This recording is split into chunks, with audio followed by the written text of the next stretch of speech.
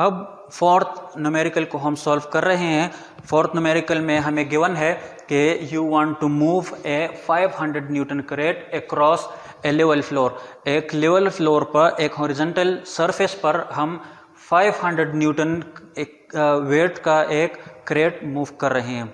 अब हमें पता है कि वज़न जितनी होती है नॉर्मल फोर्स भी उतनी ही होती है, इसलिए यहाँ पर ये वेट जो है ये अब यहाँ पर Fn के बराबर है, वो फोर्स जो सरफेस इस बॉडी पर लगाती है। तो नॉर्मल फोर्स और वेट एक जितनी होते हैं।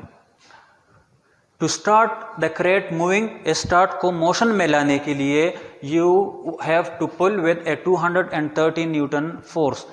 चूंकि ये रेस्ट में है, ये स्टैटिक है, इसलिए इस बॉडी को मूव करने के लिए 230 न्यूटन फोर्स चाहिए इसको मोशन में लाने के लिए। तो ये क्या है, ये स्टैटिक फ्रिक्शन की वैल्यू है हमारे पास।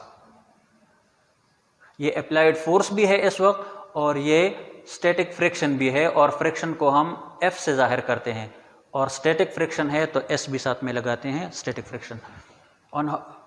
Once the crate starts to move, एक मर्तबा ये क्रेट ये मोशन में आ जाए तो ये काइनेटिक हो जाएगा और काइनेटिक फ्रिक्शन कम होती है, इसलिए you can keep it moving at a constant velocity with only 200 Newton.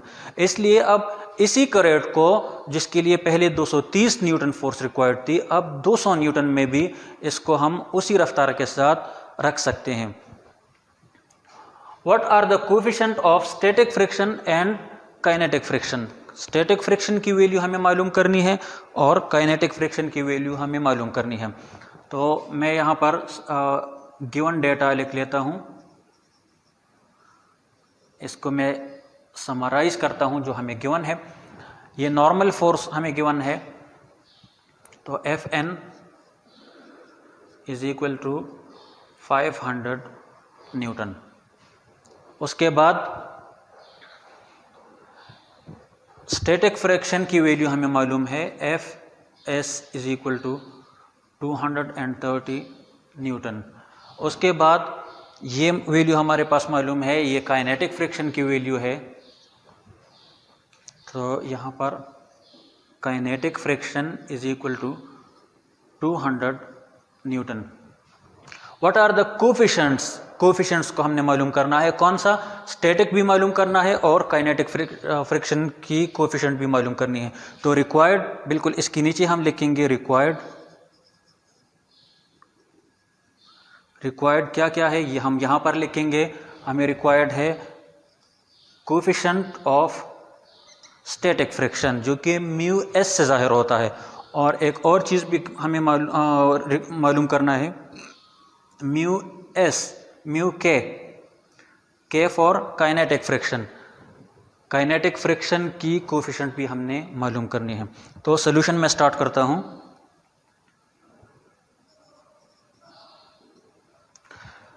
हमें मालूम है कि F S is equal to mu S F N.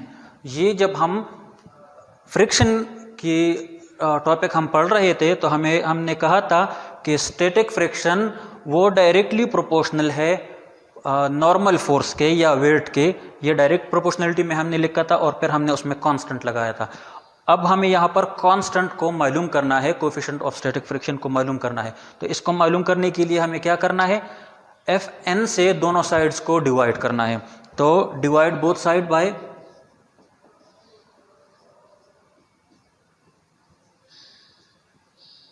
F N. Normal force पे दोनों साइड्स को डिवाइड कर लें तो ये हो जाएगा F S divide by F N is equal to mu S F N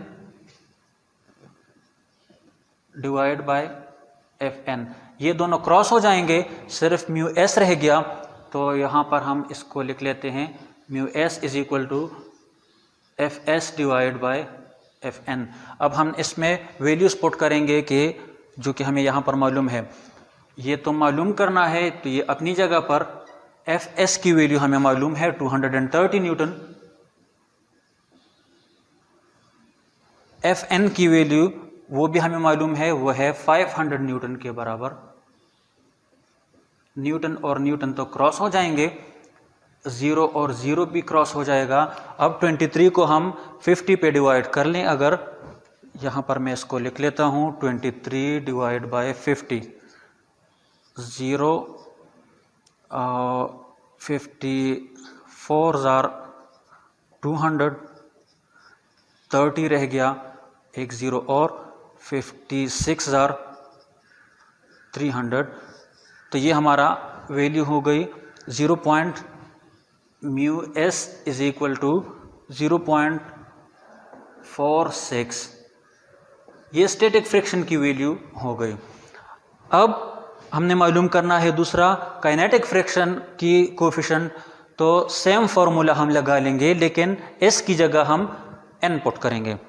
तो यही फार्मूला अगर हम लिख के म्यू, तो सिर्फ k की जगह s की जगह हम k लिखेंगे, बाकी अपनी जगह पर f k divide by f n। इसमें वैल्यूज पुट करते हैं, तो mu k is equal to F K 200 Newton के बराबर है, और एफ एन हमारे पास वो 500 के बराबर है। न्यूटन और न्यूटन क्रॉस हो जाएंगे, और ये दोनों भी क्रॉस हो जाएंगे। 2 डिवाइड बाय 5, तो mu K is equal to 2 divide by 5, और 2 को हम 5 पे अगर डिवाइड कर लें, 2 को अगर हम 5 पे डिवाइड कर लें, तो इससे हमारे पास 0.4 आता है, और इसके हमारे पास कोई भी यूनिट नहीं है, क्योंकि सेम क्वांटिटीज़ के दरमियान ये एक रेशो है और दोनों यूनिट्स एक दूसरे के साथ क्रॉस हो गए हैं।